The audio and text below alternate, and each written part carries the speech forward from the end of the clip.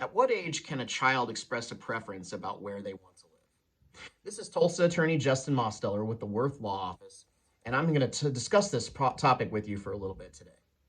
By statute, children at the age of 12 are allowed to express a preference. Now, there's nothing magical about the age of 12.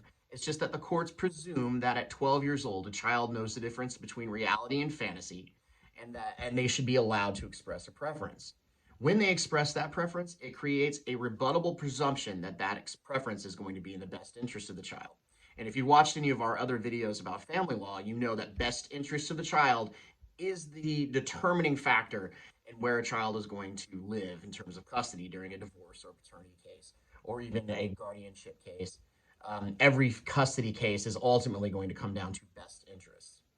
Now, when the child expresses that preference and that presumption is created, it can be overcome. So that's not the end of the story.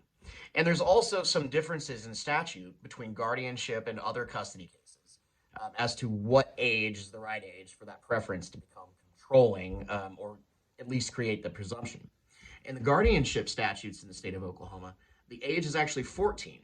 At 14, a minor child is allowed to nominate a person to be their guardian, and that nomination carries some pretty heavy presumptions with it.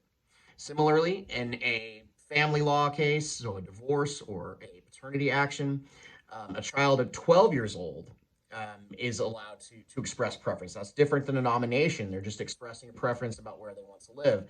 And the court must take that consideration into account.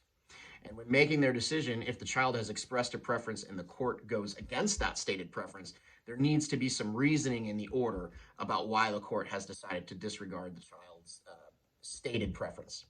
Now, if you've got a custody issue in the state of Oklahoma, you need a lawyer to represent your interests. And if you're in that position here in Tulsa, I'd be very happy if you give our office a call. We can be reached at 918-932-2800, and we're looking forward to hearing from you.